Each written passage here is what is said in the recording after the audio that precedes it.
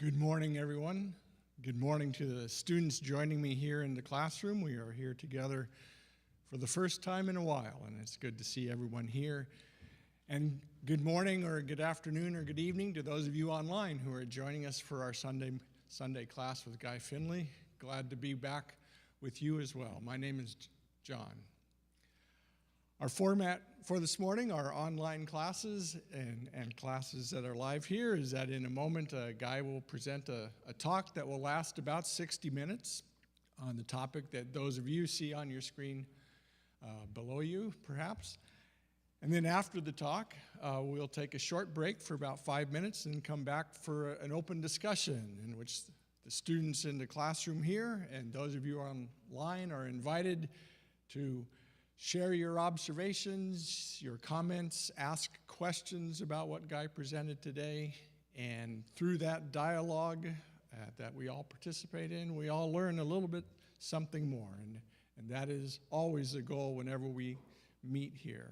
It's to walk away having learned or seen something new for the first time. And so our class will last about 90 minutes, 11 o'clock or so, and then again, as we typically is our habit, our practice. After that, we'll have time for an open discussion to continue here in the classroom as well. So I encourage everyone to take full advantage of that. For those of you in the classroom, since we haven't been here for a while, just a reminder that if you have a cell phone, please just do check and make sure that you've turned it off or silenced it. And I think with that, we are ready to begin our class. I'll read our topic for this morning and the first key lesson. Our topic this morning is realize this divine truth and be released from useless suffering. Realize this divine truth and be released from useless suffering. And here is the key lesson.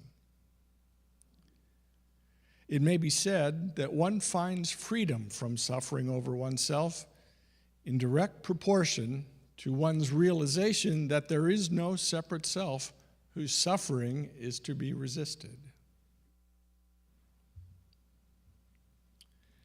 It may be said that one finds freedom from suffering over oneself in direct proportion to one's realization that there is no separate self whose suffering is to be resisted.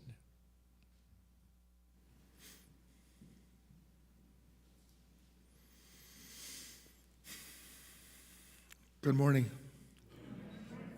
or good afternoon, or good evening, or whatever time it may be for you, wherever you are when you're listening to this talk. I hope that you can join these talks live. It's always better. And there's always a chance to have a dialogue when the talk is over.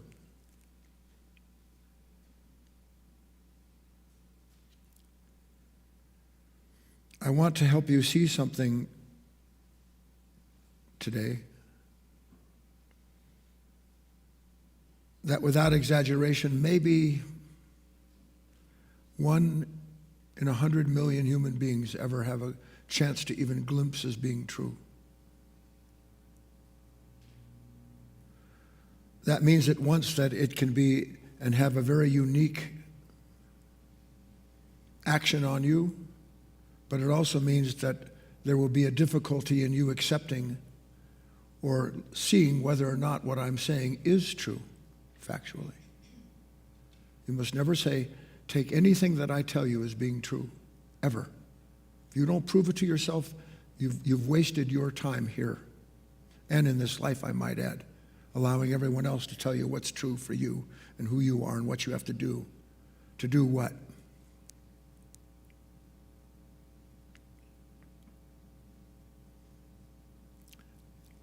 I start by touching on something that probably over the last 45 years of my teaching, I may have mentioned by now maybe a half a dozen, maybe a dozen times. I hope not, but it's possible. And that is that when I was a boy, I turned 76 in February, so whatever 14 is from 76, you can do the math. lot? Is that what somebody said? That's why I can't do the math, John.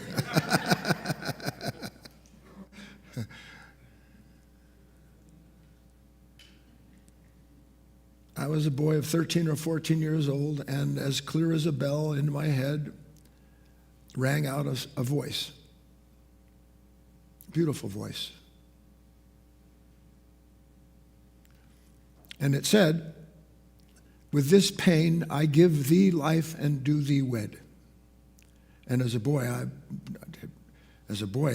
it's taken 70 years, 60 years plus to even begin to understand. I actually said out loud, "What?" And it repeated itself. Fortunately, the powers that be are patient. It said, "With this pain I give thee life and do thee wed." And I didn't understand it, but I did go and write it down because I understood something significant had taken place in that moment. Only there was no way to know the significance of it back then, because it's taken all of these years, 50 plus years, to even begin to suspect what it was that I was being offered in that moment, in that short, terse,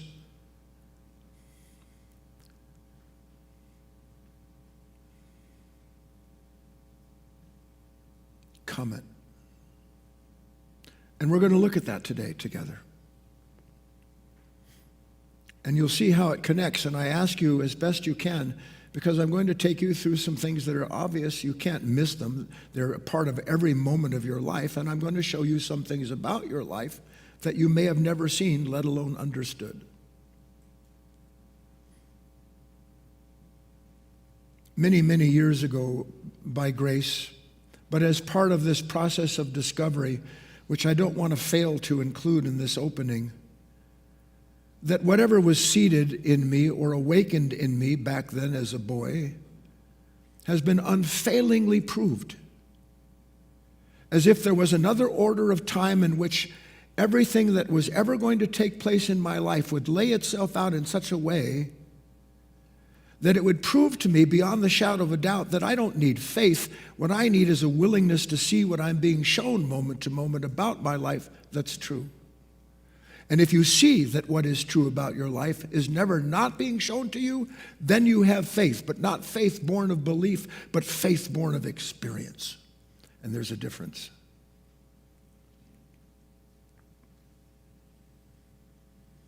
Many years ago, Mr. Howard, a great, brilliant man I had the fortune of working with for 14 years before he passed, one day in front of a small group of students, he said, "You know, the last thing that human beings will ever give up, who wants to guess what it is?"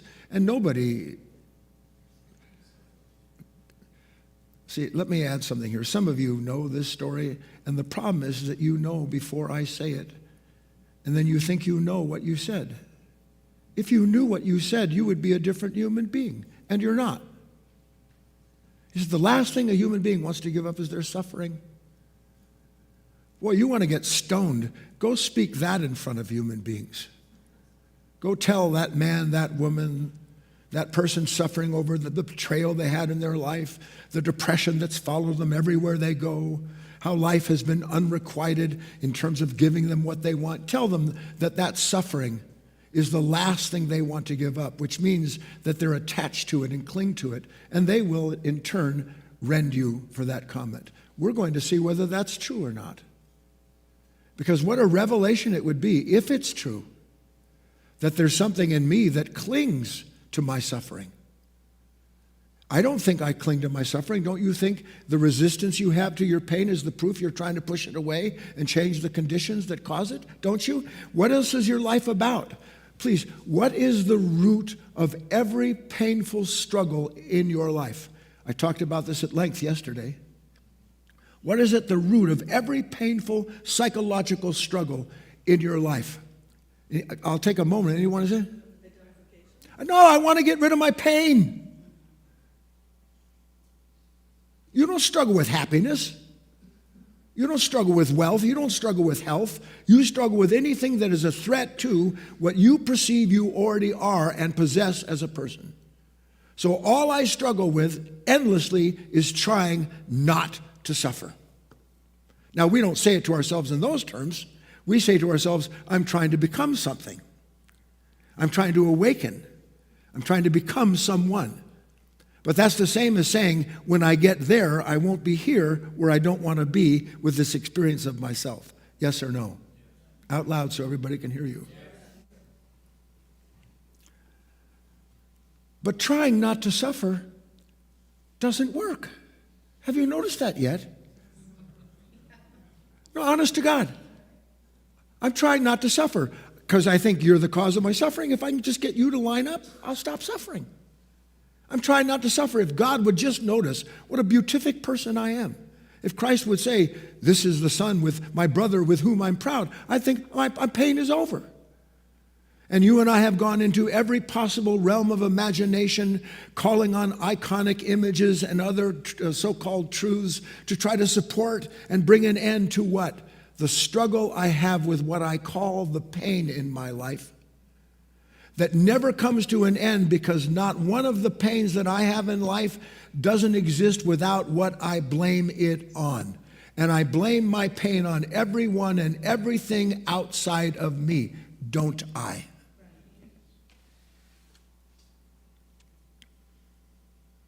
Now, the problem is, trying not to suffer doesn't work. And I have to put this in, it's important. And glorifying it is ugliness. Because you can run into 1 million people without even going outside of your state who have found a way to glorify their suffering. What does it mean to glorify my suffering? Well, every time I think about poor me, that's glorifying suffering. Every time I think about why does he have what I don't? How come I'm not like that? They are. That's glorifying your suffering, because all of those questions come out of resisting a condition that you think is causing that conflict in you. But it's not causing that conflict in you. It's revealing a consciousness already in conflict with life. But here's the big problem. Nice deep breath.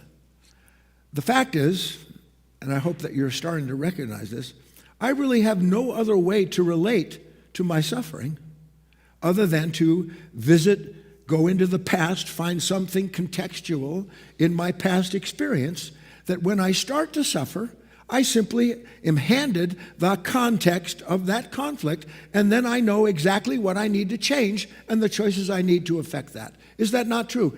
Everything about my life, you have never suffered once in your life that your mind didn't explain to you why it is that you're suffering. True? And where does it get the truth that it gives you about why you're suffering? From your past. So everything about your life is there to support and prove to you, to justify your suffering, because it's part of who I've been. Well, I didn't have any choice. I got this, I got that. These things went down. All there is my suffering. But because I understand it, meaning the context of my suffering is handed to me through the downloading of the content of all the past things that relate to it, because I understand it, I'm going to get past it. Only there's one problem with the idea I'm going to get past it, isn't there? What's the problem? I can't do it. I can put it in a corner. I can dress it up, put lipstick on a pig, so to speak. I can do all kinds of things to make that pain reasonable. I can even glorify myself. I suffer like no one else because I am such a unique human being. How many of you are unique human beings? Very unique. But there's a problem with this context, and that is that the past is not only powerless to explain the suffering, but it actually justifies it. So that the more I enter the valley of thought to explain to myself why it is that I'm suffering, the more I'm visited by the shadows that dwell in that valley, that tell me exactly what I'm being covered by and where I need to run to escape the pain that I'm in. Everybody still? This is the easy stuff. It's context.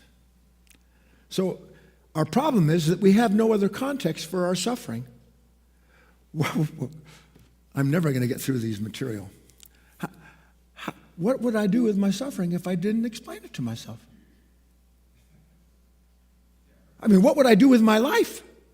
What would I do with my life if I weren't busy struggling to acquire or achieve what something imagined gave me in the moment where some unimaginable suffering took place because of what went down. I have to do something. Don't you have to do something with your life? What have you done with your life? Honest to God, what have you done with your life? Nobody wants to ask these questions. Because if I'm honest, I come up and I see the cupboard is bare. It may be loaded with ideas and various beliefs, but conditions come, and the minute that wind sweeps through the soul, all of a sudden it's bereft of everything that it's sustained and called its own, and I'm there with nothing. And what's the first thing that I do when I'm suffering the emptiness of everything that I've done to prove that I'm a substantial person? What's the first thing that I do? Go back into thought. Look back into the knowledge of who and what I've been, make a few adjustments, dress myself in some new clothes, psychologically speaking, and step out into the world, a new man, a new woman, ready to conquer Goliath.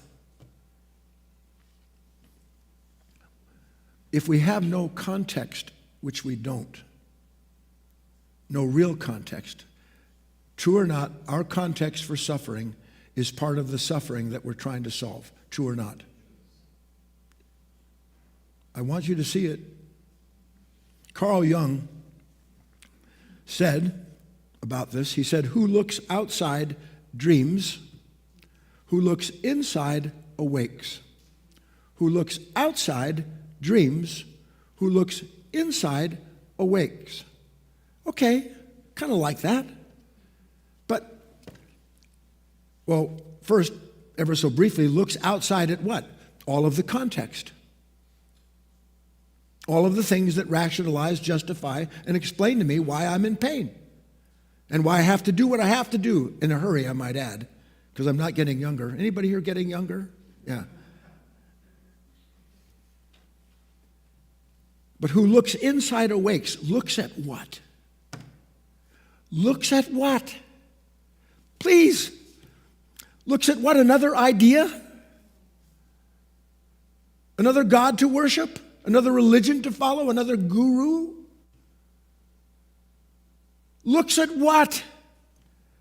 And this is where it's fascinating, because first of all, no one would even think, as Christ said, to turn around, this metanoia, to turn around. No one would even think to start turning around unless somehow or other, everything they see themselves doing outside of themselves, the pursuits, the ambitions, the possessions, the powers, the people, all the things that substantiate, no one would even think to turn around and start looking inside unless to some extent they had expired the context of outside searching. Yes?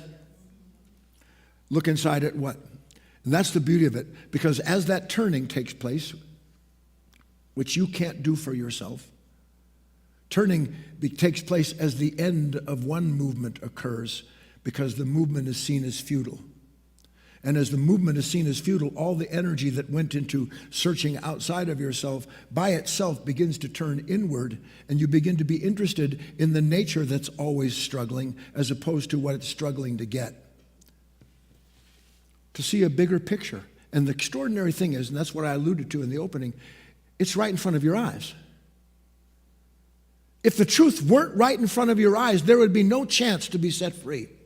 If everything about the nature of God, of Christ, of truth, of anything that has ever been true and noble on this planet, if it wasn't right in front of your eyes all the time, there would be no chance for you to be in relationship with it.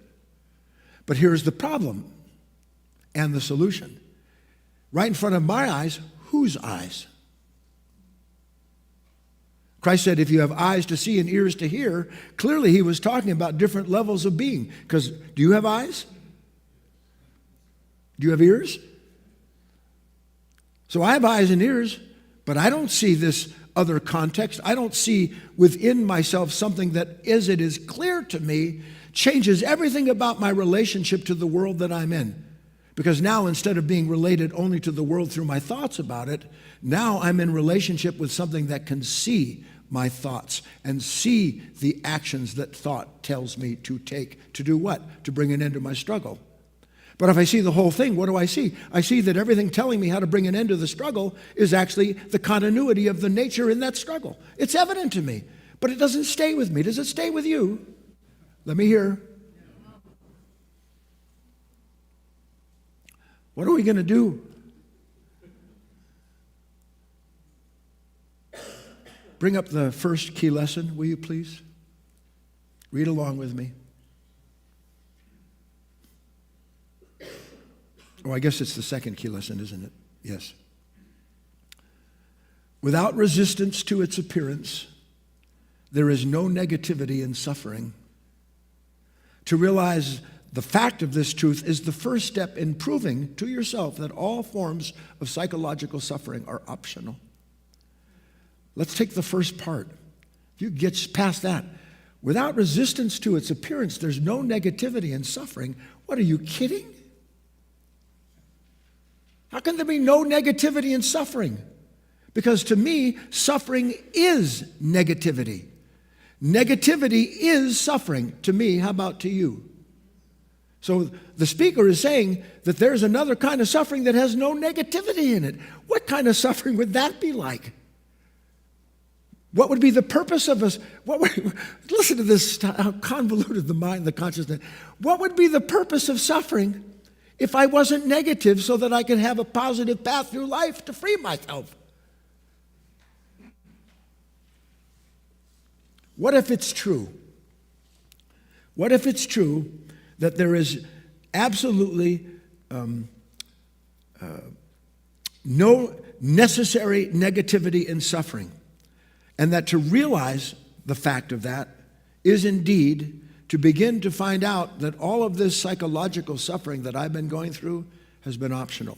Now, the world is so clever, and God help us how we swallow that crud. That's a very popular saying now that I'm reflecting on what I wrote. Suffering is optional. Haven't you heard that? I love that. I want some of that. I want optional suffering. And listen to what's hidden inside of that. See, for us, the idea of optional suffering means what? It means that I have a choice whether or not I suffer. And we get right back to this idea, well, if I have a choice about whether I suffer or not, I just need to make new choices. And as I make new choices, by God, I'll be free of psychological suffering. Then I can walk around going, why are you suffering? It's optional.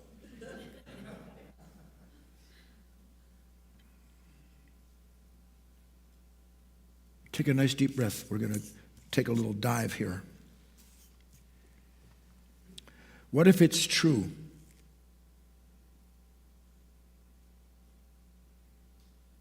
What if it's true that there's a possibility for a human being to have a completely different relationship with suffering?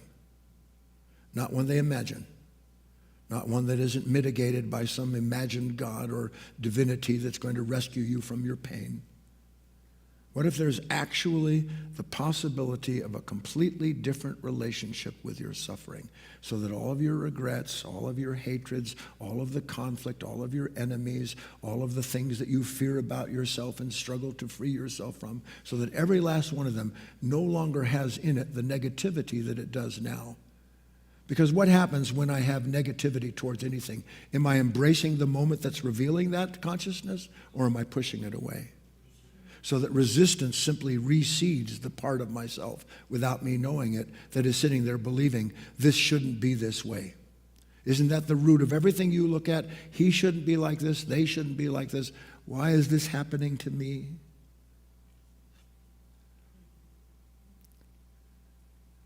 I better not go on that tangent. Deep breath. Ready? How am I doing on time? Where's my clock?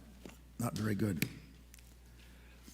Is there anything created in nature that isn't ceaselessly being acted on by the will of a creation greater than itself? Slow down. Don't answer mechanically. Don't answer mechanically. Do you know that when I talk to you and I bring up ideas that we have looked at before, the reason I present it to you is because it's completely new to me. I'm not reiterating something I've remembered. I'm looking at something that's right in front of me, and I'm asking you not to remember what you think you know, but is that a fact? Can I see for myself that nothing that's created in nature isn't created under the will of something greater than itself that is acting on itself? Isn't that true? Yes or no? Why? What is the will of this greater creation? Let's take an example. Here's the sun. That's a pretty big creation, isn't it? Sun is never not acting on everything that has been made from its own matter. Everything that you see in this world is made from parts of suns. Everything, including you. So that great big sun up there, that radiant energy that has taken on this passive form in some form of matter, it never stops acting on it, does it? Yes or no? It never stops acting on it. And because it never stops acting on it, we have to ask ourselves, well, I wonder why. What is this acting on? Why is the sun acting on the tree, on the oceans? Why is the sun doing that? Clearly it is, isn't it?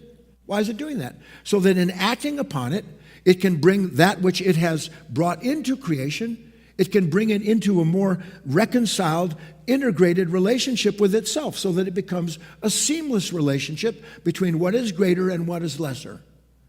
And that the purpose of the will of the greater on the lesser isn't to punish it.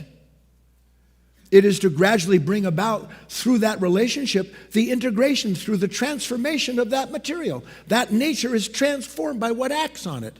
Is not everything transformed by the sunlight? Yes or no?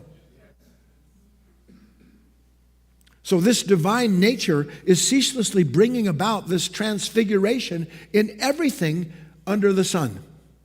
And that transfiguration is inseparable from this, from that's what I want, from the reintegration of that creature back into the movement of that will.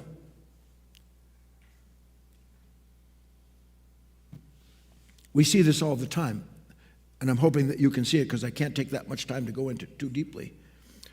No single creature of itself can reconcile itself to the greater whole, can it?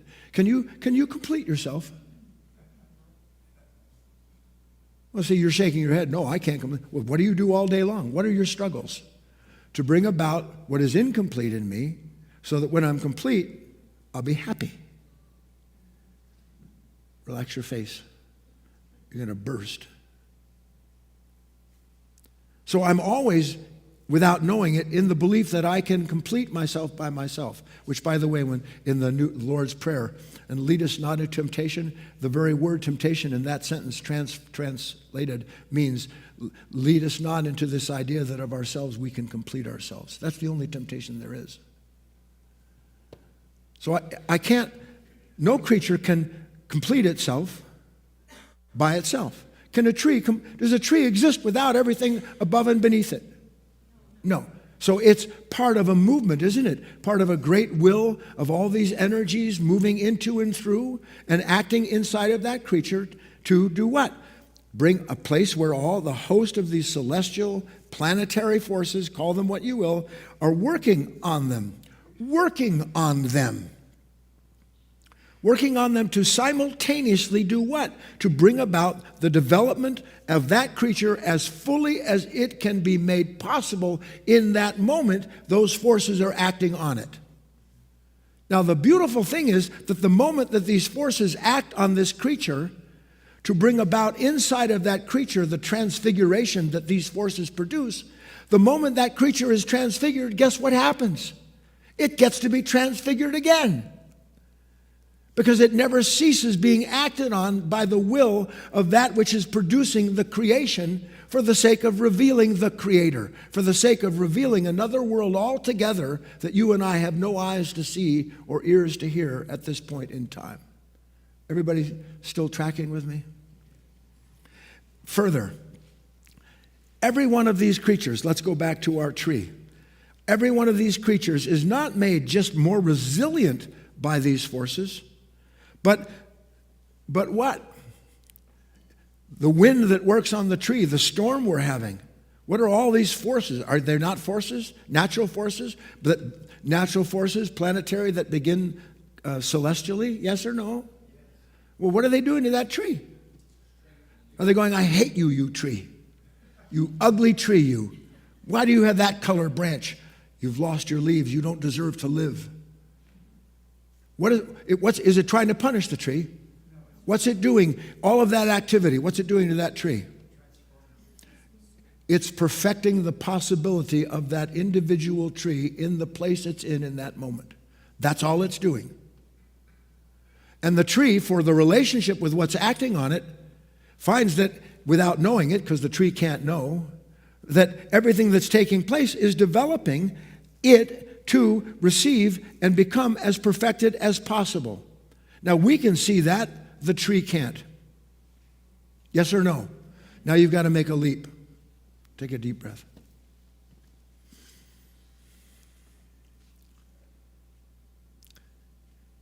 This means that every creature suffers.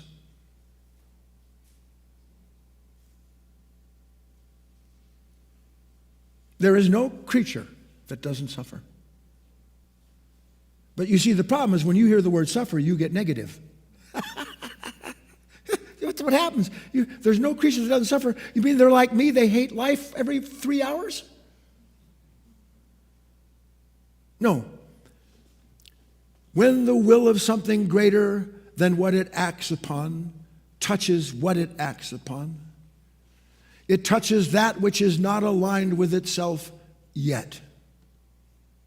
And in the activity of that will on the passivity of that creature, the passivity of that creature can only do one thing with the will that acts upon it, and that is what?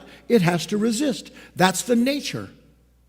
The nature of creatures, of creation, is passive to the will that stirs it into a new form. Is this, please? So here I am, I'm a tree. Something's touching me. The wind is bothering me. I don't want to be moved. I like it right where I am.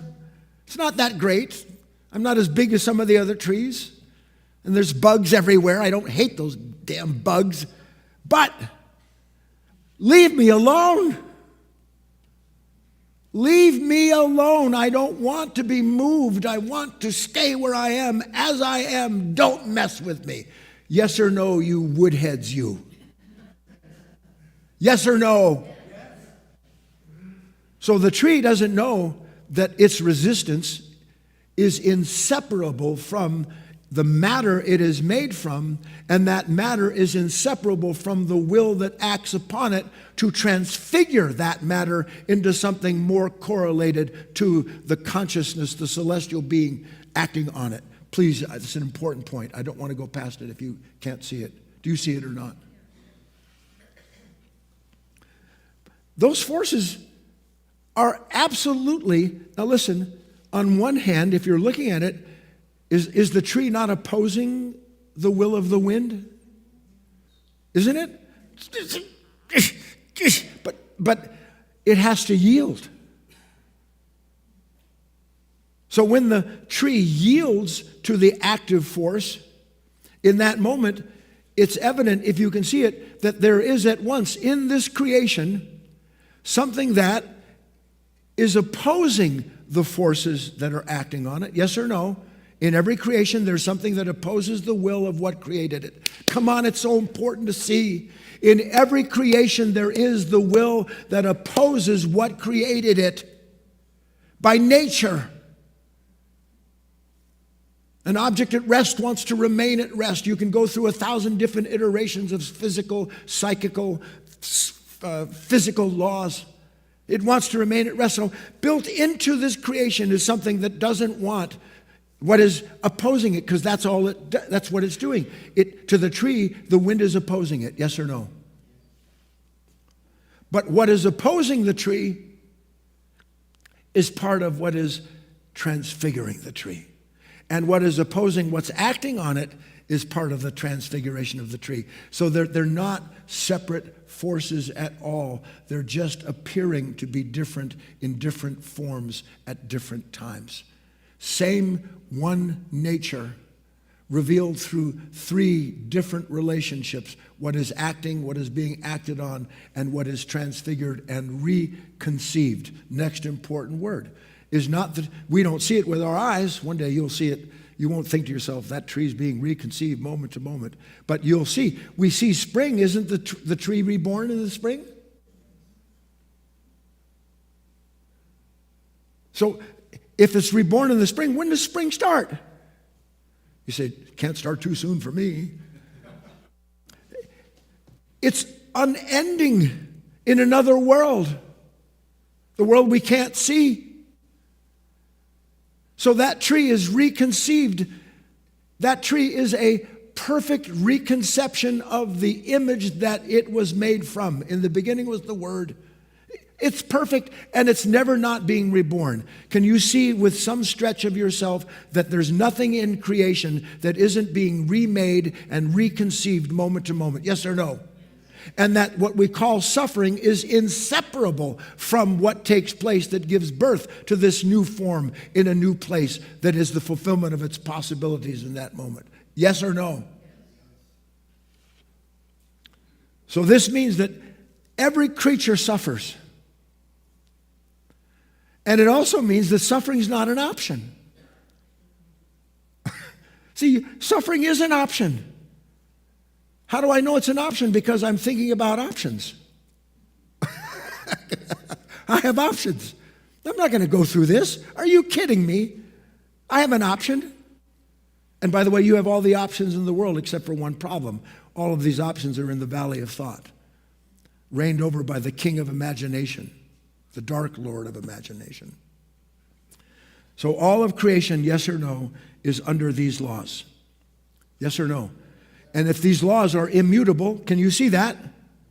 Then can I change these immutable laws by not wanting them?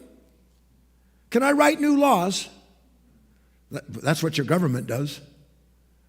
Every time it runs into the absolute proof that everything it's done, left or right, in order to prove that it knows what's moral and good and just, every time it runs into the absolute proof that that was a lie, how does it solve them?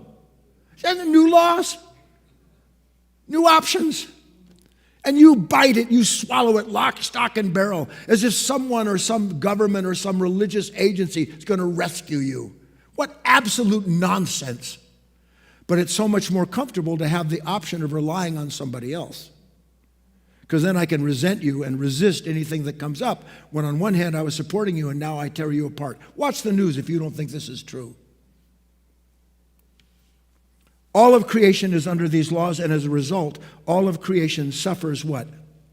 Being remade in the image of the divine. Being remade in the image of the will that is acting. Now listen, why is there this is maybe a silly question. I don't really like it myself, but we can try to extrapolate. So here's this will. It never stops acting on itself, but the self that it's acting on is in another time and another form. And this other self, this creation, this me, this tree, this bee, this bird, it can't do anything but, without question, resist what's acting on it. But it doesn't resist it so completely that it stays out of this beautiful process of reconciliation. Instead, it allows what acts on it so that it grows new feathers, it grows better leaves, it grows sweeter fruit, or it falls to the ground and feeds the soil. Any and all of these things are part of the way in which this will expresses itself, please. But key here is that creatures don't have any choice whether or not to go through this process of transfiguration. They have no say at all. They are part of an endless revelation of a process, but they have no possibility of escaping what is acting on them to produce that new conception from themselves. Don't you think to yourself, my mind wants to go here, don't you think for yourself that I really want to be a new conception? Come on, why else are you here? I want to be a new human being. I want to have a relationship with what is godly, what is true, with Christ, call it what you will. I want that. And yet, every time something comes along and it produces in you a disturbance, the split second there's this disturbance, which is evidence of what? Of something acting on you, yes or no? The minute there's a disturbance, what do? I struggle to escape what my mind tells me has caused that problem. So I don't want a relationship with what is renewing itself. I want to renew my life according to my best ideas of how to be a happy human being. And how's that going, as he likes to say? Is it going well? Very quiet group now. Bring up the last of the key lessons, please.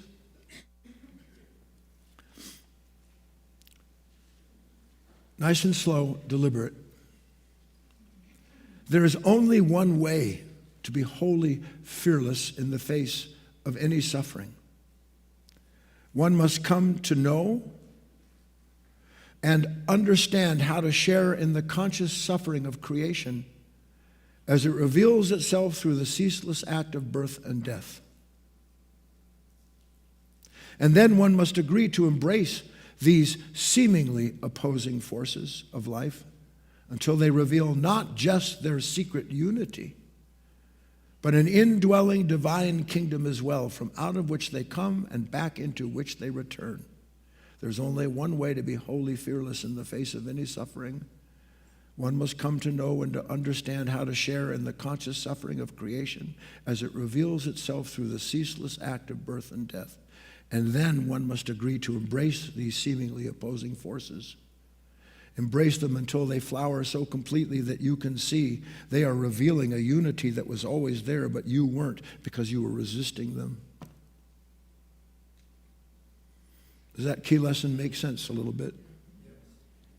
Now, just to be clear, and I am kind of adamant about this, it's important that we see everything from a host of different angles. In the East, there's a book, Dhammapada, Buddhist teaching. In that book, it's written, you'll see how this applies, impermanent are all component things. Nothing comes into existence, but there is the seed of its own dissolution. Impermanent are all component things. You think you're a human being. You're a series of components.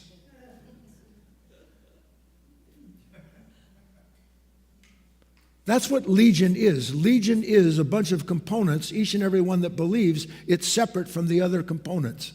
And that only serve the other components when it serves that particular component, like this idea I have of myself as being a certain kind of person. How many of you, you don't even have to answer, I know. How many of you are always resisting any change at all? No change. No change. And if it changes, I have to be a part of the decision process in making that change so that I can know exactly what's going to happen when the change takes place. So no change is really going to take place. It's all just going to fit into these components that I put together to understand the conflict I feel over the change. That's called hell.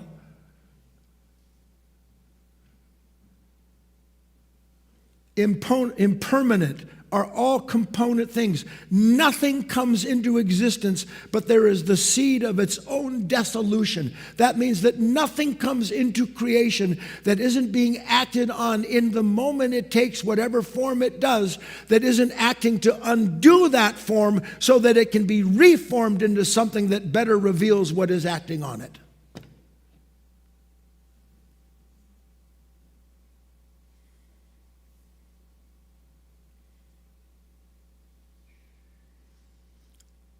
How many of you want the dissolution of yourself? No, you do not. You liars, you phony human beings. You do every single day with your mind and heart exactly what the nature that puts everything in your struggle into context with. I'm going to keep this. I'm not going to do that. I'm never this. I won't hear. Not me. You don't understand. Those other fools, those people, they're headed to their destruction, whatever it may be, but not me. I'm the right part of this political wing. I know what power is. I have this authority. People will serve me. I throw this in. Did you know that, because I'm going to give a whole talk on this. Nobody wants it, but I'm going to give it. Do you know that there is a part of you that lives to ensure that people are dependent upon you? Literally lives to create dependency. It literally lives for that purpose. And you know why? Because in the dependency that I can create, I have power over the people that I've made dependent on me. And is that love?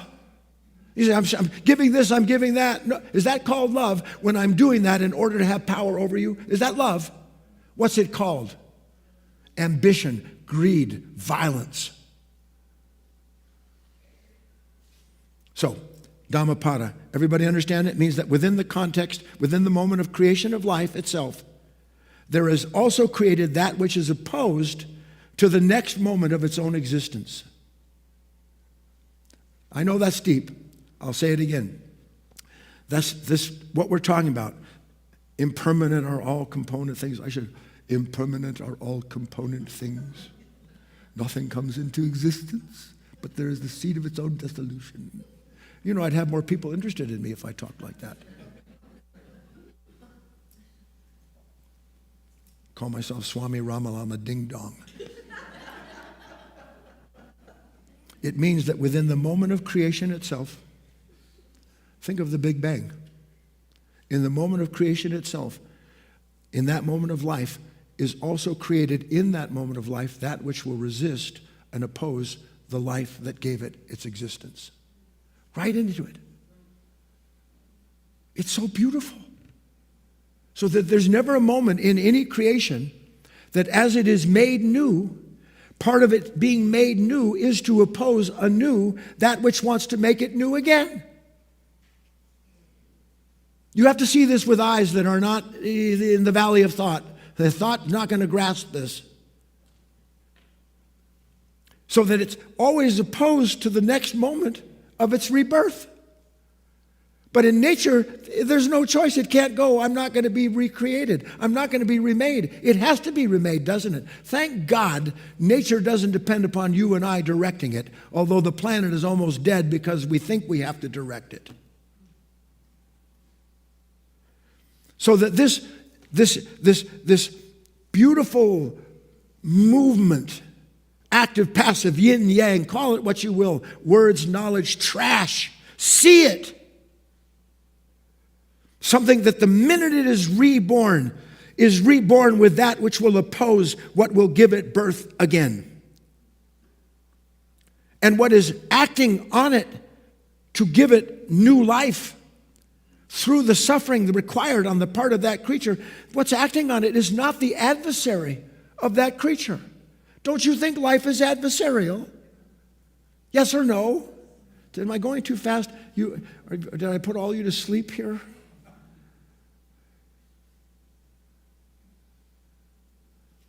That's all you know is adversary. That's all you know. With God as my witness, that's all you know. And do you know why that's all you know? Because that's who you are. Is that which can only address what it doesn't want to happen to it by seeing something outside of itself as causing the suffering that it's in. And the conditions are not the source of your suffering. The conditions are all individual components coming into existence and out of existence. And if you participate in the whole circulation of that celestial life, you come into existence and out of existence moment to moment to moment. You are, in fact, reborn. But not as someone who knows, not as a Christian, not as a Jew, not as a Muslim, not as a Hindu, not as a Buddhist, not as anything. You become something else altogether. Something else altogether that doesn't live, on one hand, in the time of resistance and suffering, because resistance and suffering belong to a time nature that is identified with its own past, so that that's present and allowed to be understood, functional, but it is all in the context of another order of understanding that can see this has to go through this. This is part of my individual existence. You do have an individual existence that is part of a greater universal existence, to use words. This individual existence is never not being acted on to bring it into the not individual existence. The separate self is never not being acted on to bring it into the Christ. The separate self is never not being acted on to bring it into the Buddha nature, into that which is timeless and divine. The words, this is why I don't like words. Every last one of them triggers in a human being. I know that, I don't like that, this is true, no, that's not true. You know, if you're really listening, there's no moment in which you have to think at all. If you're really listening, thought is superfluous. It's in the way, honestly. Because if you're really listening, when you listen to music, do you think, I love that note, why are they going to that? Dissonance not here, minor chord, what are you kidding me? Why is it so aggravated right at this portion of, is that what you're thinking when you're listening to music? How about, I'm going to throw this record away? because it's really irritating me. No, you listen. There's never not something playing. And there's never not something being touched and perfected by its relationship to what is being played into it and through it by the divine, by the master conductor, if you will. All right, let's keep going. So, this will that we're talking about, each creation is what? If we're covering this as a summary, each creation is what? It is the meeting ground of these opposing forces. Yes or no? Every creation is the meeting ground of these opposing forces. There's the will of what is divine, natural, planetary, celestial, call it what you will, something greater than this static little will that came into existence and that I don't want anything to mess with. I'm made of this. Don't unmake me. And if you're going to unmake me, at least let me have some word in the plan that you've got in mind. Yes or no? I don't want to be unmade. One day you won't suffer life unmaking you because you'll see that your suffering is making you into someone who believes you're made in your own image, and you're not, although you suffer from that. So creation is the meeting ground of these opposing forces that are never not operating on it, acting upon it. And why are these opposing forces acting on every single subatomic particle that ever came into existence? And quirks. How many of you are quirky?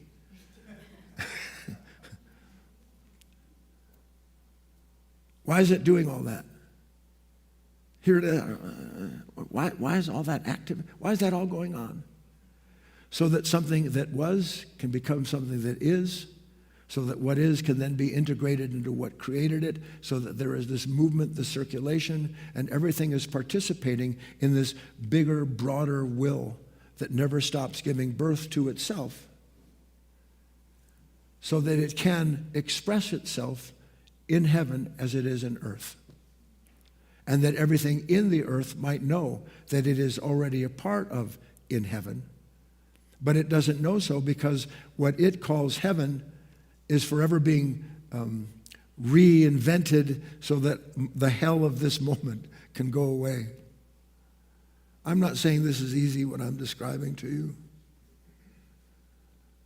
If the last thing that a human being wants to give up is their suffering, it's the same as saying the last thing a human being wants to do is lose their life.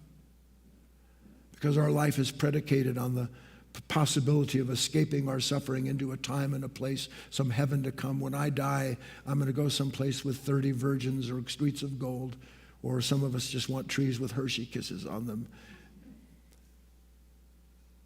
Free pizza.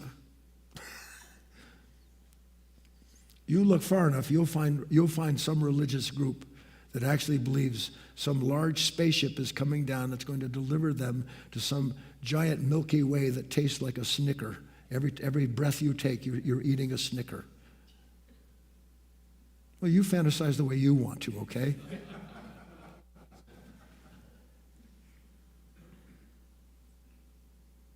If everything I've said is true, that suffering is not an option for creation, but that as an element, as a participant in that creation, I can have a new relationship with that suffering by understanding its place and my relationship as a human being to it.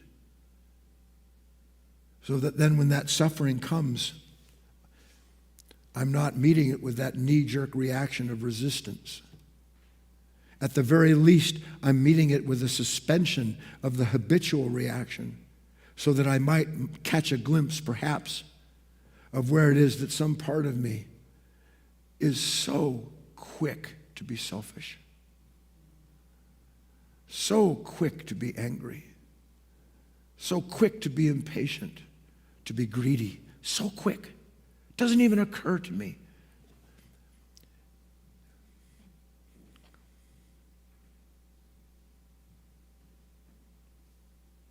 It doesn't even occur to me that other people suffer. And the only time it occurs to me is when I want their suffering to go away so I don't have to suffer their suffering. That's a fact. What if I understood that what you are going through is a necessary part of your individual preparation. And not just that, but what you're going through is going through me while I'm in relationship with you, so that your disturbance becomes my disturbance. But it's not your disturbance, isn't it? It's something acting on you to bring about this fomentation inside of the soul that can start seeing itself. So you begin to see that instead of all these disparate parts running into each other like haphazard, instead there's this beautiful, constant, seamless integration taking place where a human being who awakens understands, as did the, what was the name of the fellow in the New Testament stopped along the road and helped somebody? Please? The Good Samaritan. Then you're a constant Good Samaritan, because you are bearing as best you can what you have felt and seen as suffering in another human being. And you know that is not just your responsibility, it's part of what your perfection is, as Christ would have it taught. To bear that suffering, not his suffering, not your suffering, the suffering that is inherent in creation, so that together something can be transfigured and transformed and made new, including you, with a new understanding of that moment and every moment in which the suffering comes. Do you understand what we're trying to do here? Trying to bring about a new understanding of suffering. We have no understanding of suffering, save for our old context belongs to this world. And this world, the context of its suffering is destroy anything that's causing you pain. Punish it. Make it the way it's supposed to be. Make them perform. Take from them what you have to take from them so that you won't suffer their presence anymore. That's called hell. That's called conflict. That's the nature of violence. There's another relationship that you can have, and it begins with, as a summary, we must learn to bear what may be at oftentimes this most painful manifestation of our own existence.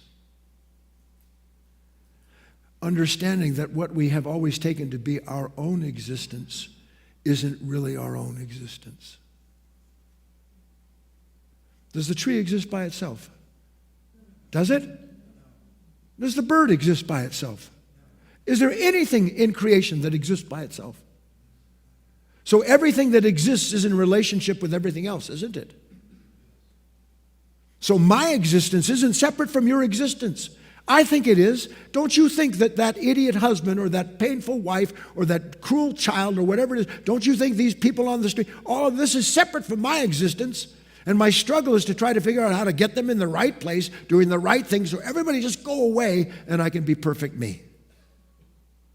Yes or no, out loud? Absolutely. No, there's no. I'm struggling to bring it to a close so that I can feel that you've followed me. If there's no separate existence the way we imagine it, and there's not, that means there's no separate suffering.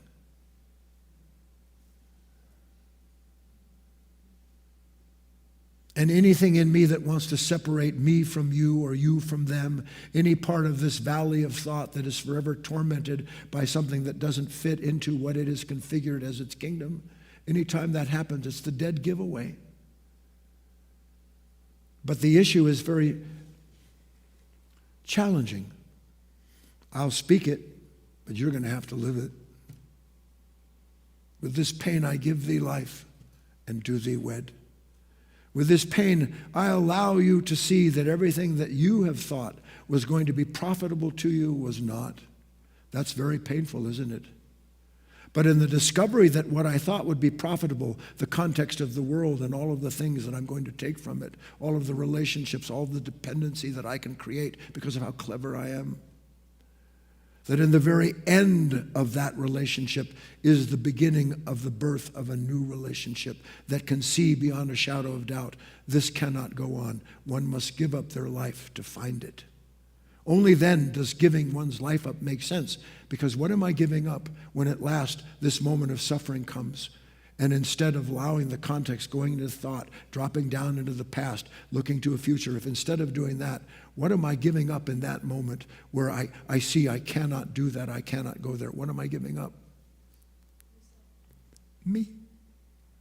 The last thing I want to give up, because it's inseparable from the suffering that defines it. And when suffering no longer defines you, it no longer confines you to the choices and actions that that nature produces to free you, which it can't do. We do not live outside the purpose and the plan of our Maker. That's what you see when you begin to understand this idea of conscious suffering. That here I am, I'm suffering. Sometimes it can be so fast and deep and strong, can't it? Isn't it extraordinary sometimes how it can, I mean, you watch these movies, these creatures grab you by the throat. Sometimes just like that, isn't it? Anger like that. Fear just like that. Hatred just like that. Get away, get away. How many of you know that feeling? Get away. Did you bring up that feeling? Did you? No, something said, get away. Why did it say get away? Because something was acting on you and producing something that knows nothing at all about what to do with that relationship in the moment, so the solution is to avoid anything that would act on it.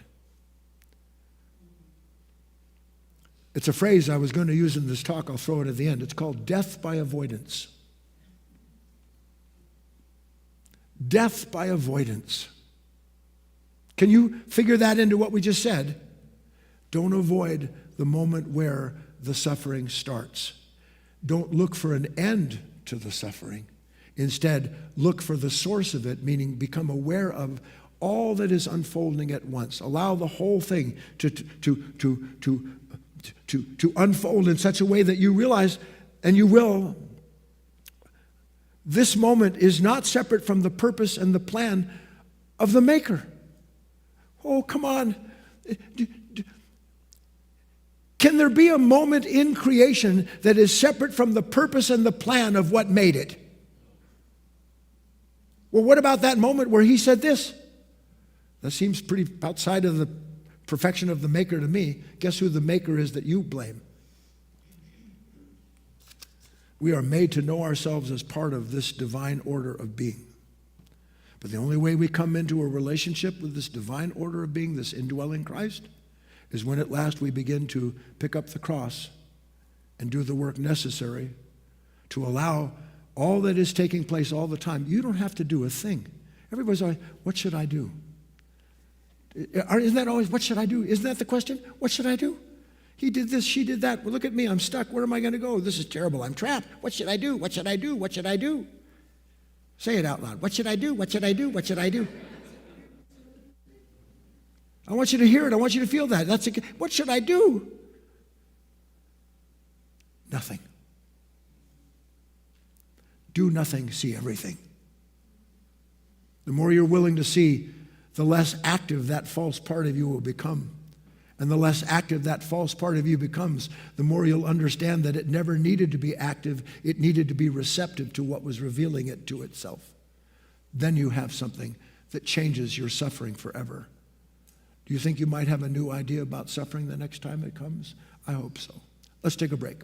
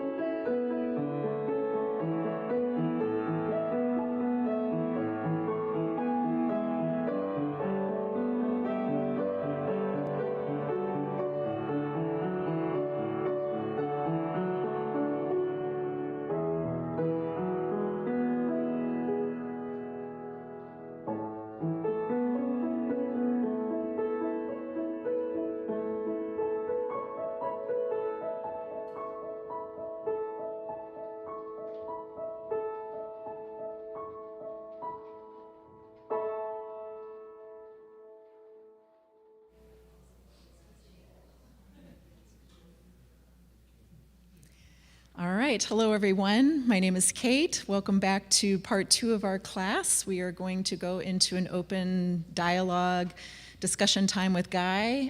This is the time when you can ask questions. People here at the foundation are welcome to come up to the mic.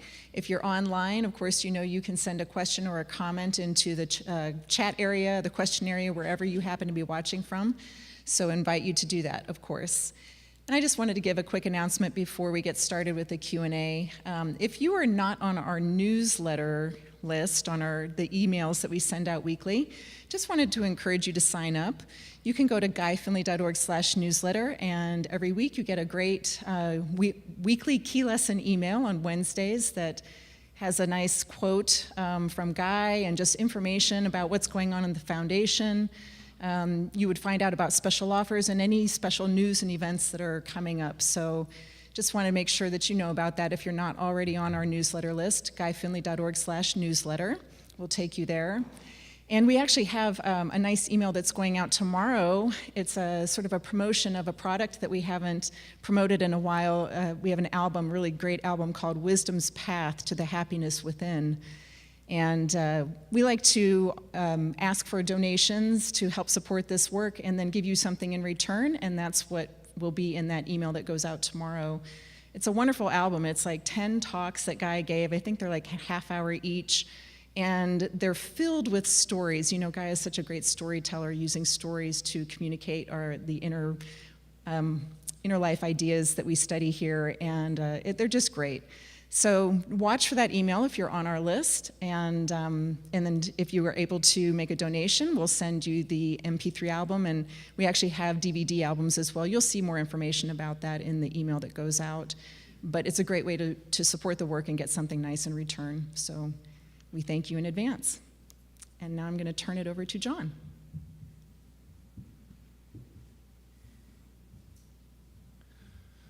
One other announcement I'll share for the group, and mostly for those of you online. Again, we are a nonprofit organization here, the Life of Learning Foundation, and we depend on your help in spreading these ideas, sharing these ideas with all of those around the world who find value in them as we do as students. And so we invite you, if you wish to join us and help us in that cause, you can go to our website at guyfinley.org/donate, and there you'll find a number of different ways that you can help us in that pursuit. And we thank you, those of you who are helping us already, and we thank those of you who will consider doing so in the future. Anything you'd like to say, Guy, before we start the Q&A? Go away. Never, I'm not. Well, then go sit down at least. Okay.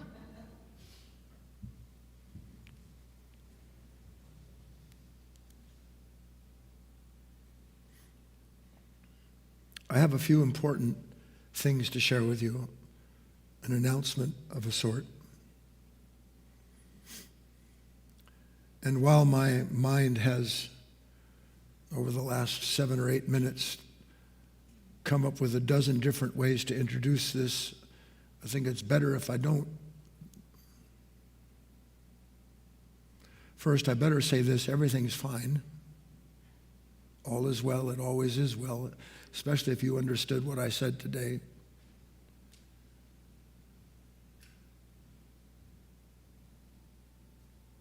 But ever so briefly, and details will follow, I've been directed, guided. I'm moving to Florida. We are going to downsize this foundation. This building and Lola are going away. We're going to keep the residence. It'll act as a temporary meeting house, a place where offices can be kept, where work can be done for those who remain to do that work. Kate and Eric are moving back east. Some of you may or may not want to do that. That's up to you. I have no stake in the game whatsoever. We bought another property there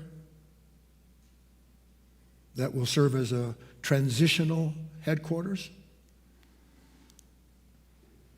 It has a few rooms so that if someone wants to visit to discover whether or not they like Florida, They can stay for a few days there, look around, happy to have that.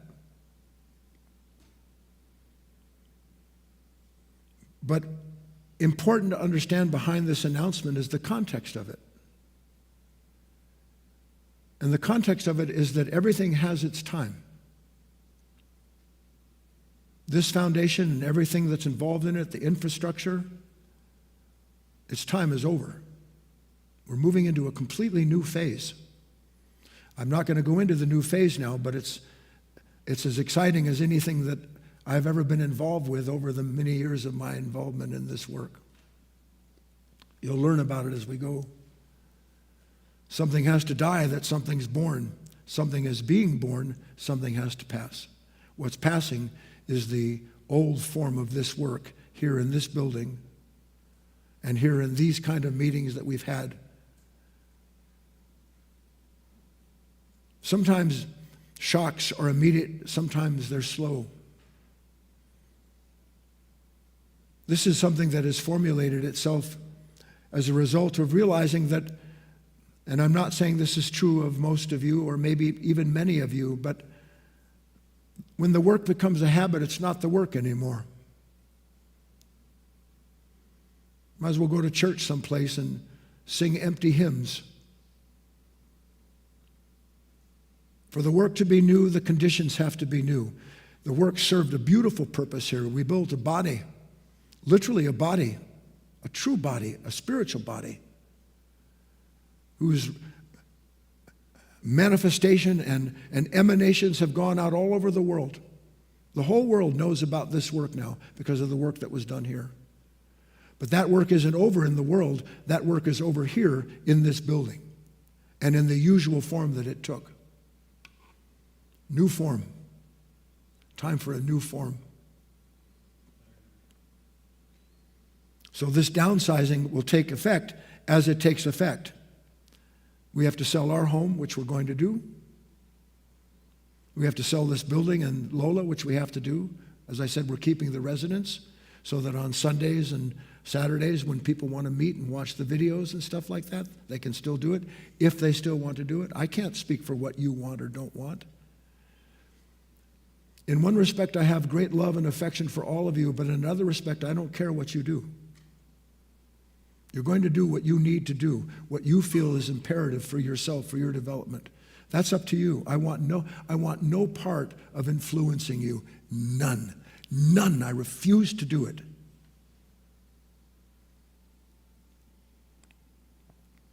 The transitional building, as we move from here to there, as Kate and Eric finally pack their wagon, we'll provide a place where we can do shipping and where we can film if we need to film, all the things that need to be done as we go through this transition, because I expect at some point I'm going to have to get a corresponding building in Florida where we can have ongoing meetings like we do here. But there'll be completely different meetings because everything will be completely different. And even if you aren't completely different, I can tell you that something has completely changed. The VPP program, for those of you that know what is, that's going to continue. That's going on as it's been. Not one thing should change about what we're doing. We're just going to change where we're doing it. We're going to continue as a body to work to bring about a relationship with the world as best we're capable of doing it. And those that don't want to do it, thank you. Those that do, thank you. It's all the same. The schedule here will go on until Talks in the Pines. I'll be here until Talks in the Pines. And the Talks in the Pines here will be the last Talks in the Pines in this building. We're going to make that quite well known so that people who never came, who might want to come, will come. Doug has a plan connected to Insight Timer, and there's a host of events connected to it that will help enlarge the sweetness of whether to come or not. I don't know whether I'll be going immediately after that or not. I'm thinking I'm going to go back for a little bit and work on more setup, but I don't know. Details will follow That's the important thing to understand. It's very fluid. And what's the last thing that human beings want? Fluid. No fluid for me. I want this in concrete. I want to know where you're going, why you're going, what instruction did you get? Does it involve me? What's going to happen to me? And you'll miss the whole point of this, won't you? And the last thing I'll say about this, and I'm announcing it in public because those of you who were thinking about, and some of you were moving here, don't.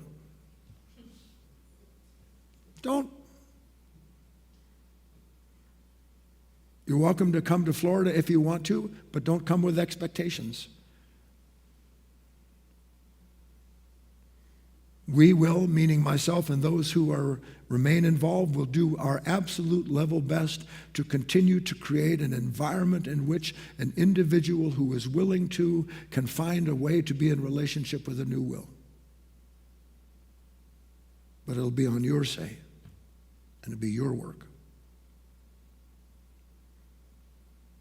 The last thing I'll say about this new phase, and I can't go into detail for 1,000 reasons, I will as time unfolds, is that the work is going to embark upon a completely new journey, a completely new way to interact with the world at large, a way that is so appealing, in my opinion, and so interesting and so important.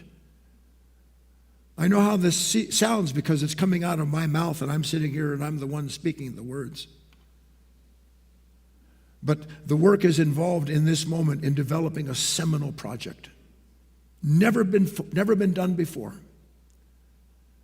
That will connect every human being who remains in touch with the work with a way to remain in touch with this work since time began all the way to the present moment in a direct way.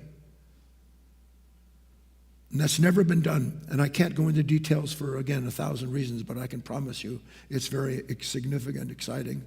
And of course, as a student, you're welcome to participate in that. That's what all this work is. This work is about. It started with what? I want to help. I want to understand. And I understand by helping, not by thinking. So that's my announcement. Kate, Eric, you, John. We can get into our questions. If you have any questions about what I've said, please see Chris or Kate or Patricia. Look at Chris, she'll be happy to talk to you. All right, we'll begin our discussion, our Q&A session, and again, a reminder to the students in the room, again, at any point, if you feel you want to speak or ask a question, please come up. We have a couple of students in our queue on GoToWebinar right away, so let's start with Fiona. She is first on our list, so good morning, Fiona. You're unmuted. One thought first. Everybody, try to stay in the room. I realize most of you have left. You're sitting in your body, but your mind is absolutely not here. Stay in the room. If you can't control where your attention is, who owns it? I'll tell you who owns it, that which wants to suffer. I'll help you. Every time I do like this, I'm pointing up. What's it going to do? Remind me to remember up and stay down inwardly. Fiona, hi, Fiona.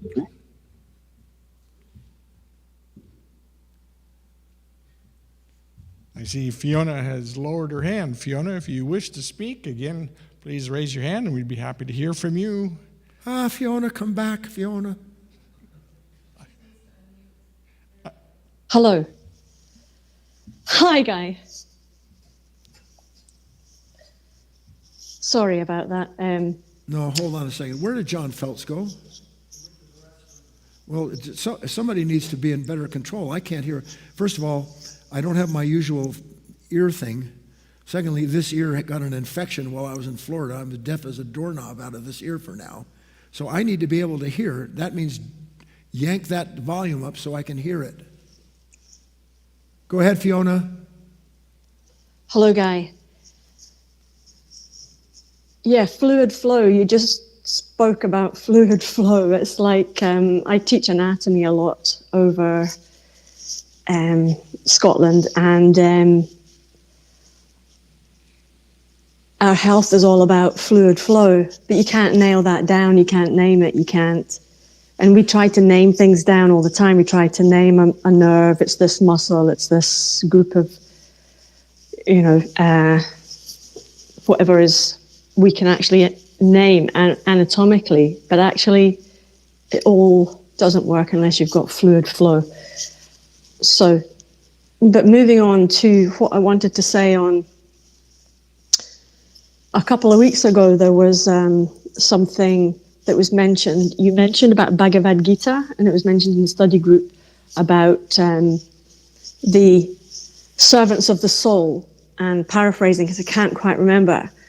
But because I've been recovering from an Achilles rupture and I've been immobilized and starting to move, something is pushing out all the time to move, to do something, or something is pushing out all the time to find out why it is I can't do something. It's just completely ridiculous. Yes. And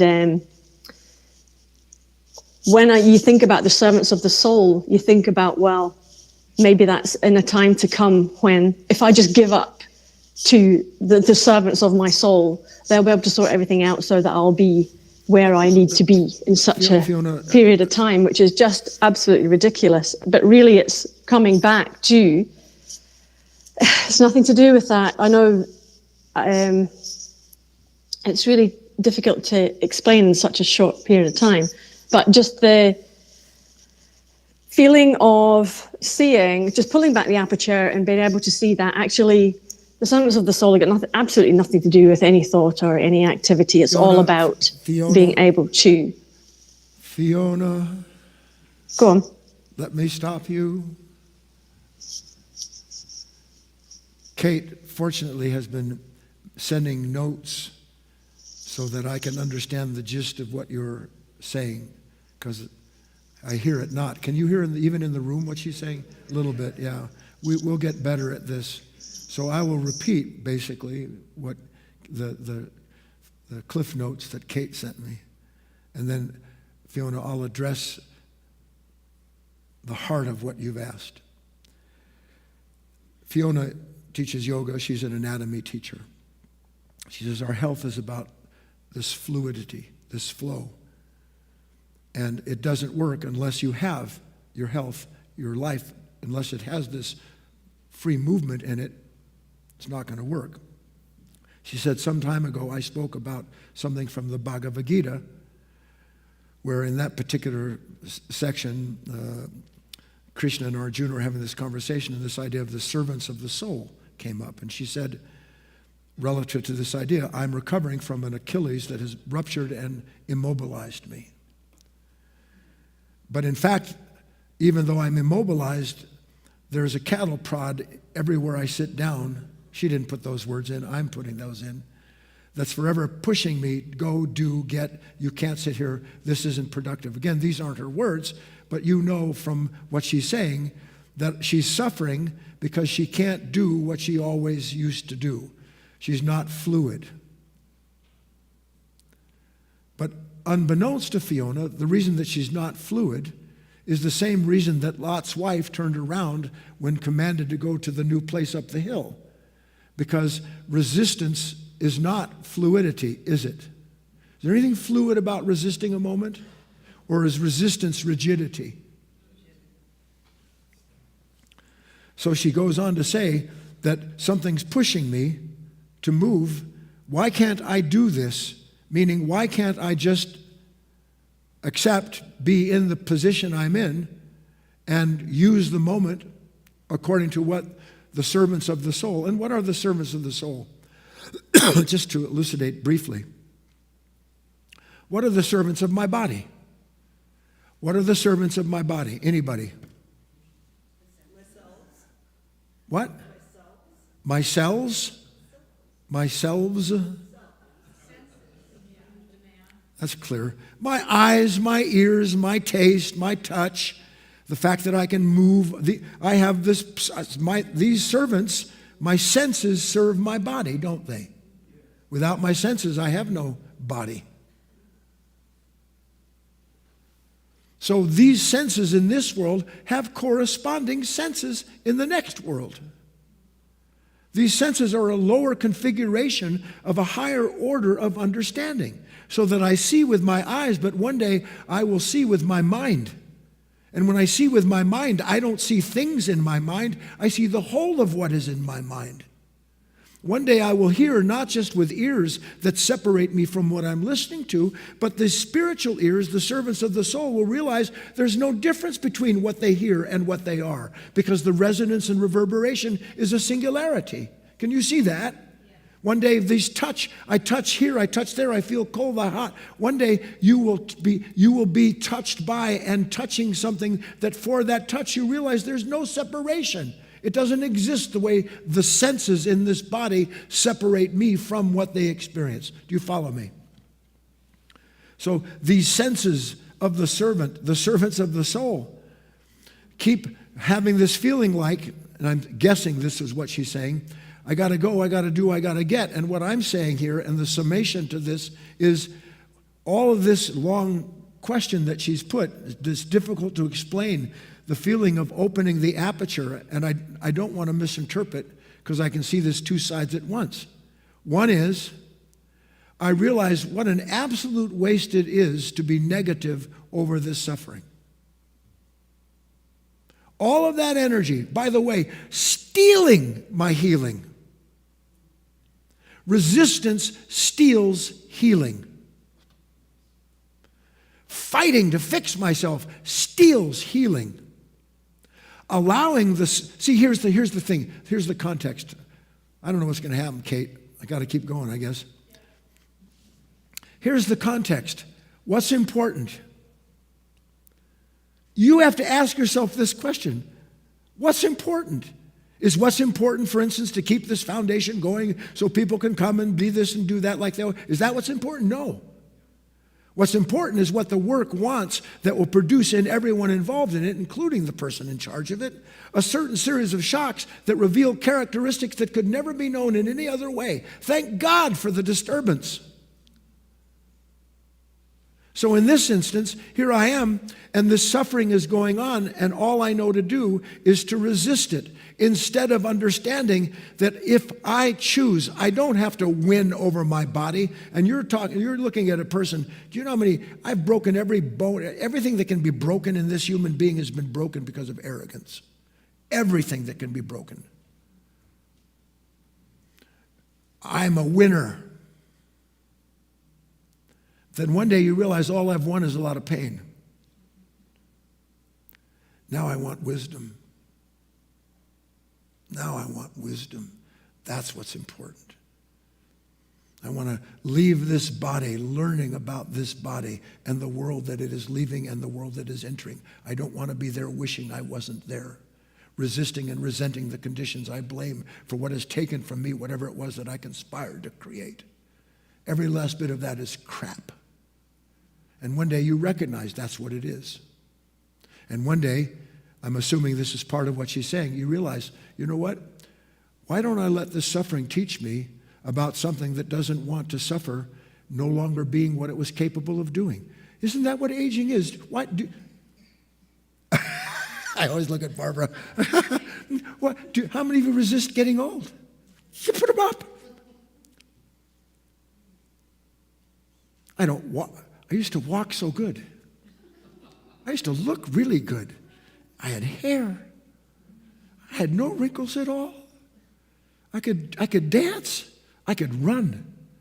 I can't even remember what running is. All of that disappearing. A great journey in letting go. Letting go of what? The struggle. Why do I let go of the struggle? Because I can see everything is built with its own dissolution, including this body and everything this mind is attached to. Then the suffering creates wisdom instead of regret. That's the best I can do, Fiona. On we go. On we go. We'll go. Larry has raised his hand in the queue, so I want to go next to him. Hello, Larry, you're unmuted. Now unmute yourself. Hello, Guy, and thank you for having me, allow me to speak. I'll try to speak up louder. Saw Oh, your I can hands hear you. over That's your ear. good. Right like that. Okay. I have a question from what I've listened to through this session today, and also I'm on board with the journey, so I'll be there, but and looking forward to it. But am I to understand when I feel the burn of someone's comment, be it in my family or anywhere outside of my family, if I feel the burn, that's not their problem. It's my problem, because it's in me that the burn is happening, and it's there I can find the solution by making that transition. I think it was to understand what that burn is about, and then therefore be able to release it. Okay. Here's what he was basically saying. I'm on board with this journey, in quotes, of using properly, putting suffering into the right context so that I come out with wisdom instead of heartburn. But connected to that, if I feel the burn of someone's comment, and then he says, like from family, guess from whom it comes, someone that I'm involved with, I have a relationship with, responsibility for. If I feel the burn of someone's comment, like from family, am I right that it's not their problem, it's my problem? Make the transition to understand what that burn is about and then release it. Use the suffering inherent in the conflict, understand it, and then in quotes, release it. You see, our mind likes to go hippity hop down the bunny trail. Likes to go this step, that step, this step. I've got the dance. That's what our mind likes. It wants to move along according to measured steps that produce a certain result, that when we get to the result, we're happy. So first, what you've said, Larry, happens to be mostly right. But I want to ask you a question, and everybody listening to what you have said.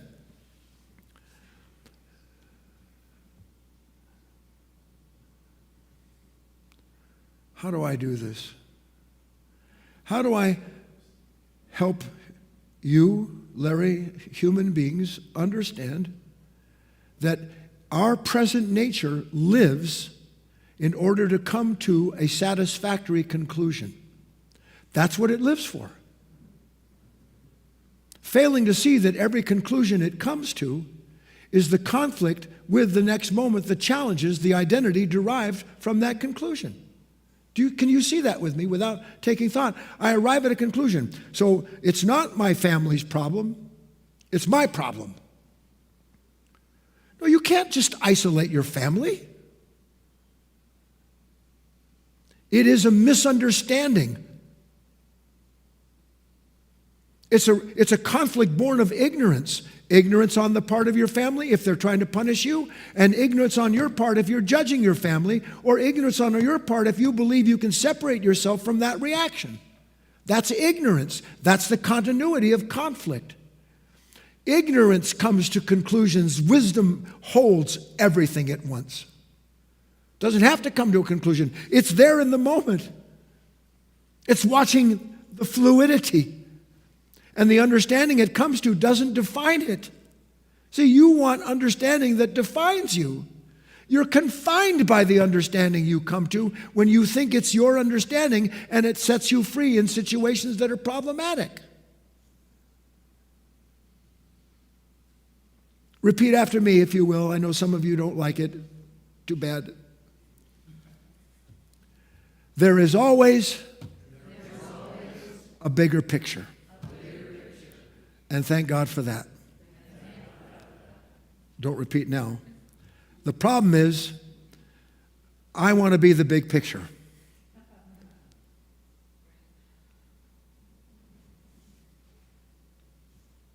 I don't know who I am unless I'm the big picture, because that's how I know all of the moving parts out there are set against me. And my struggle is to get all the parts outside of me into the big picture called my life. One day you have to see that the picture you have of your life is your prison.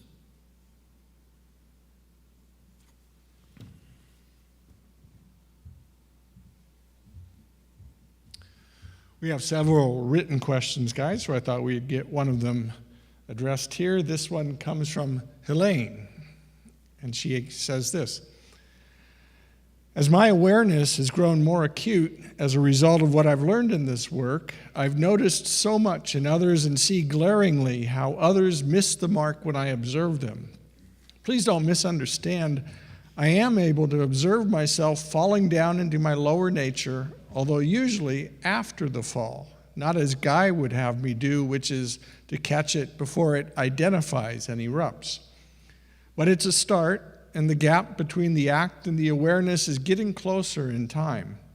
However, what do I do with this urge that seems to take me to help others see the same as I now see when I see them suffering? I feel compassion for the struggle that I see in others, that but for this work is the exact same as my own, and I want to help them. Is that a misdirected purpose? How can I stay true to my intent of helping when the judgment is there? I so appreciate your insights. Welcome to the work.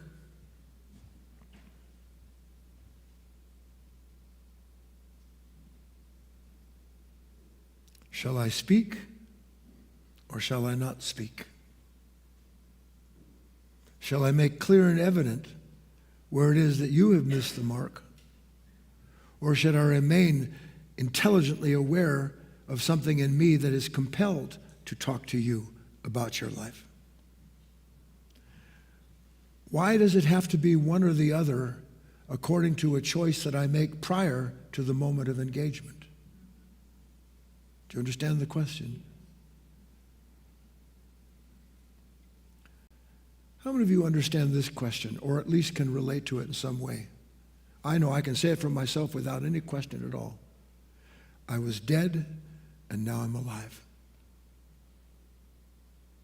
I was a dead human being, and now I'm alive. By the grace of God, I'm alive. Now, I know, because of the way of levels and scale, I know that what I call now being alive has another life and another life and another life and another life, just as there's no end to the way light manifests itself. What you want is to live. Thinking isn't living. Planning isn't life. Living means that I am present every moment to everything that is appearing in me as a result of everything that is acting on me. That's what life is. That life has its own intelligence. That life doesn't have to think to itself, is this life or is this not life? Is they right or is that not right? That is not part of what real life is. Real life is this incessant, ceaseless movement born of an intersection of infinite parts, each one producing a new moment of awareness. And each new moment of awareness has the intelligence in it to know not to step into that mud, when to step in if necessary, and when, if I don't step in, not to judge myself for missing the mark or someone else because I did judge them. All of that's just a movement. You can't stand not having you. Try and see it. I gotta be me. I gotta be me. One day you'll see that what feels like I gotta be me, gotta say, gotta do, gotta get, gotta go, gotta own, gotta win, gotta run, gotta fix, that every last one of those gotcha has gotcha. And you'll see it. And each time you see it, you'll be less likely to say, shall we dance? Then you will see the whole floor to speak of. And you'll understand, in this instance, Helena, whether or not to say or not to say.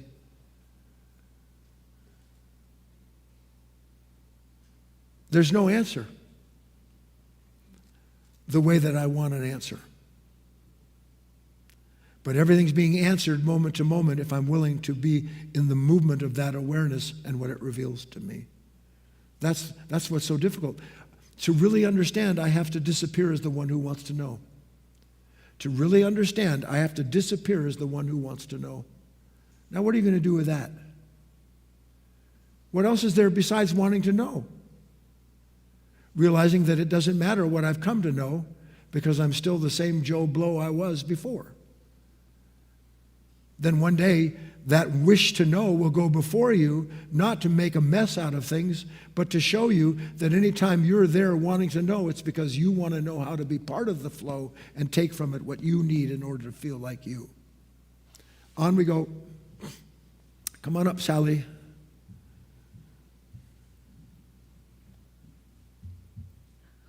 Welcome back. Hi, Sally. We missed you. Hi, everybody. My name is Sally. And OMG, your announcement. I'm just struck by synchronicity right now. I have been looking at physics, which is something Sally has never been interested in. It was too much work to try to understand it, basically. But what I've been learning about it has helped me to understand more of what Guy has expressed. You know, to me was like this mystery of how the universe is within us as well as outside of us. All learning this based on the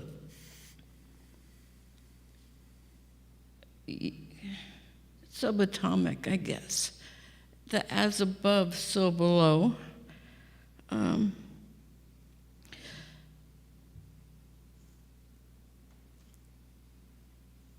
I understand it now, I think. When you were speaking of, or when you have in the past spoken of, everything in flux, and there's nothing static. In your talk, these are some points that kind of struck me, is in the opposition itself is the balance, and that's the only time there is a balance. Yes. Yes. It is a moment of balance. Yes. Opposition is a moment of balancing that is always present.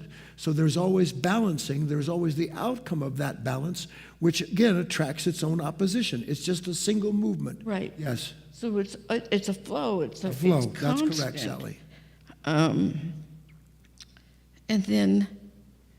Let me, Sally, we have a lot of people in the queue here. Kind of wrap it up so that we can cover as much as we can, okay? Okay. And so what you were saying about thought getting in the way, what came to me is that thought is the Tower of Babel. It's just there. And then the first thing that came was a question, is the pain in the suffering? Or is there pain in their suffering?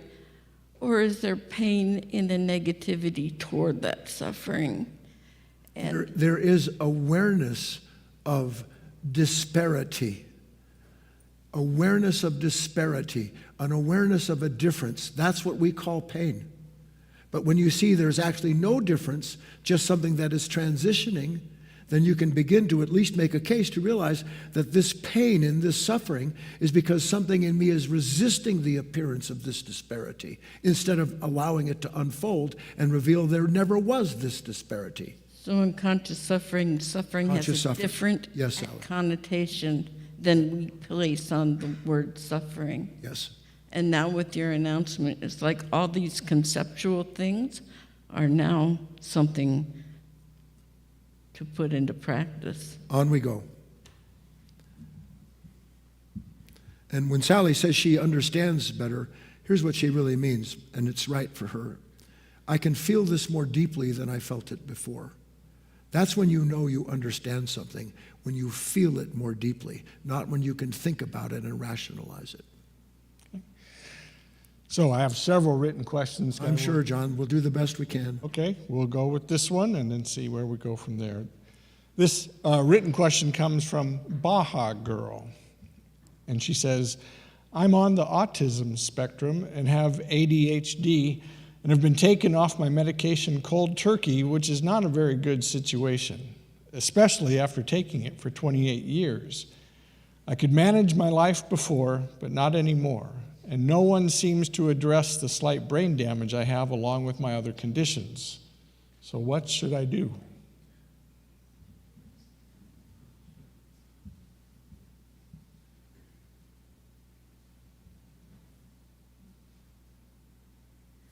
Hi, Baha girl. I can only hope that you understand what I want to say. It might make all the difference in the world, in your life, from this moment forward.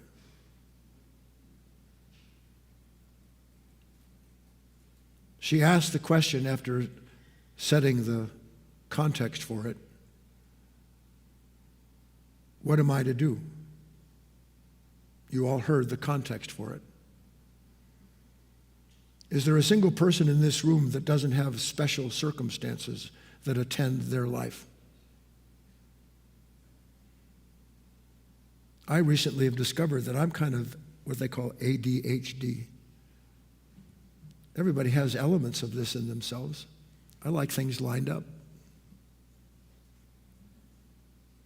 If I walk into a room and a picture is not square on the wall, even if it's not my house, I'll go straighten it out.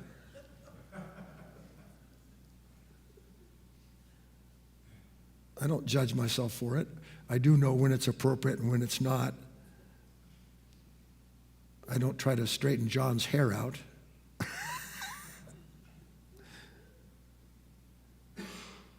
And she asks, I'm in this circumstance, and no one seems to address my circumstance. What am I to do? Very reasonable question on the surface of things, because the only context that Baha Girls has is to ask, given this isolation seemingly produced by a culture, society, my family, whatever, what am I to do? But I want to look at this more deeply. Because how many times have you had an answer to that? Well, there are these groups, and you can go do that, and you can try this herbal compound. You can do 10,000 different things, can you? I want to ask a different question. Why is it that in my mind, when something in me, how many of you hear that voice in you, what should I do? Doesn't it imply that there's an option to the moment that you're in? Doesn't it imply that? That there's a choice, an action to be taken, given my situation, that if I just could nail it down, if I could just nail him down or them down, if I could just get that nailed down, then I'd be past this special circumstance in my life. Yes or no, out loud? Yes. What can I do? And the answer to what can I do is inherent in what am I?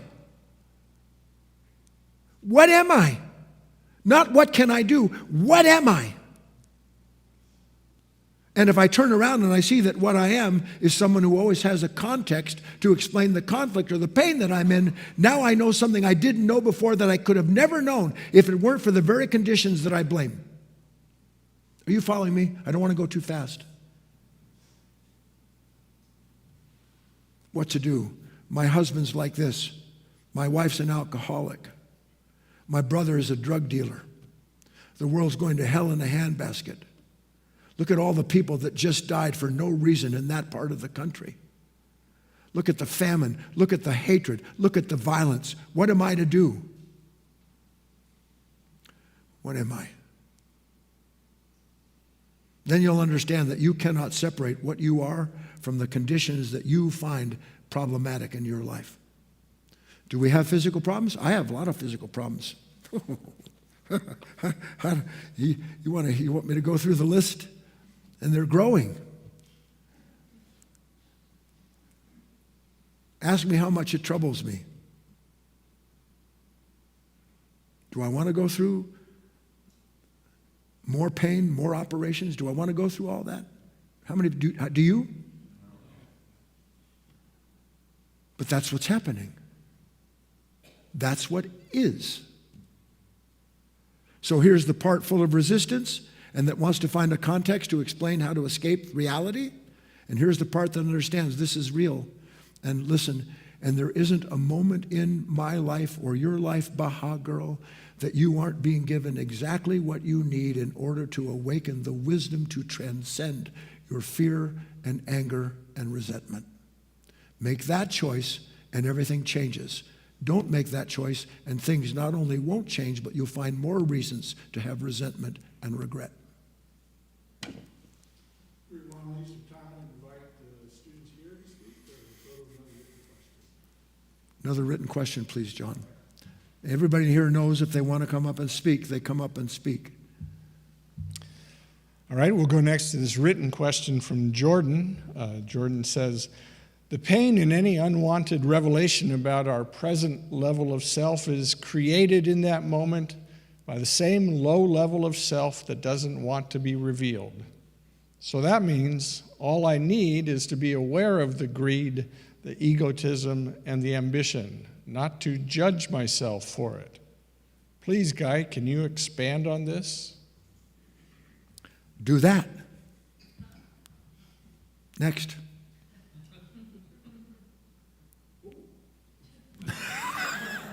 Jordan, you grasp it. Moses was talking to ostensibly disciples, and they were all saying to him that we hear you and we're going to do what you say. And Moses said, no. Do, and then you will hear. Do, and then you will hear. Jordan, do, and then you will hear. Do, and then you will see. And when you'll see, you'll want to properly do what is in your power and not judge yourself for what's not. This better be good, John. You went, ooh. I did, because it's like this long. This question Kate just sent me comes from Vedas. I hope I pronounced that right. They say, I think I feel powerless to create things that I truly want, like family or good relationships, and to feel something real. Or I'm not sure why, but I feel like I am doing self-destructing action. I'm chasing stories written in books or made into TV series as a form of escapism, to maybe experience something fast instead of slow-paced. I just struggle with myself and not sure how to change myself. Seems like I should see the roots for the change and be aware of something, but I'm not even sure how to formulate a question. Hello, Vedas.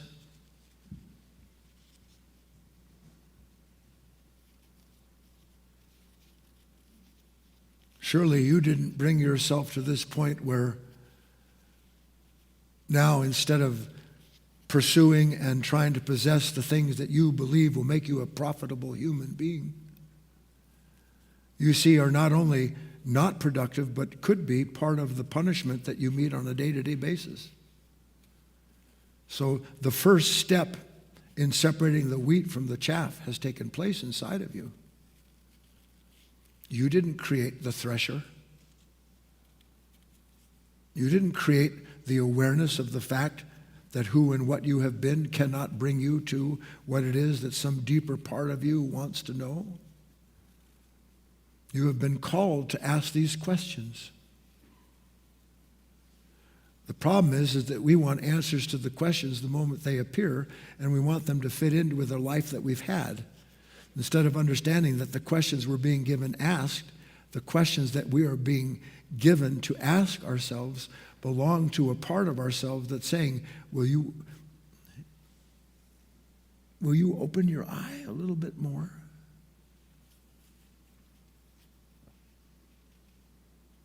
Are you willing to see this vast discrepancy between what you think you are and know, but the vast discrepancy, the disparity between that and what you actually are on a moment-to-moment basis?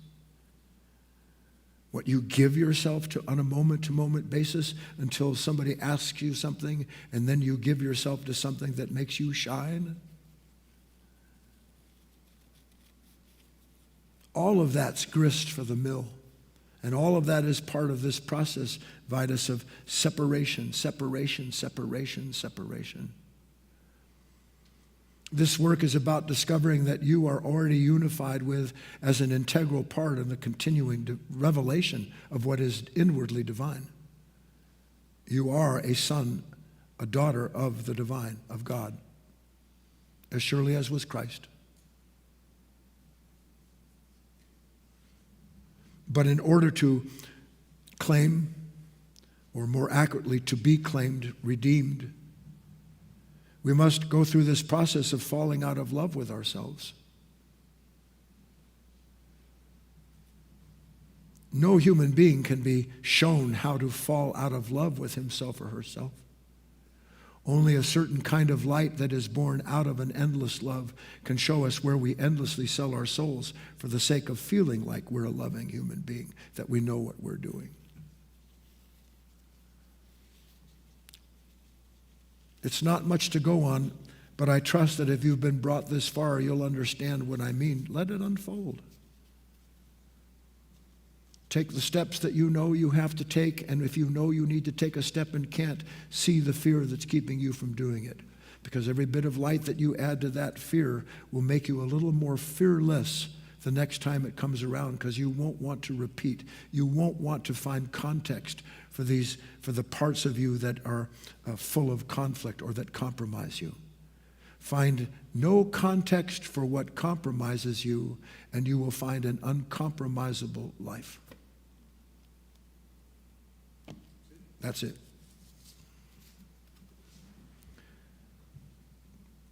John, do you have announcements to say goodbye to anybody? Stay awake, John. I am. That's it. Our next class schedule, we'll meet again on Sunday at 9:30, so we'll see you here again. And our full class schedule, we have a series of talks. Classic Guy Finley on Wednesday nights at 6 p.m. And we have our Friday class as well, students online. So thank you for joining us, everyone, and we'll see you next time. Are you coming up, Chrissy? No reason? No reason? Okay. Bye.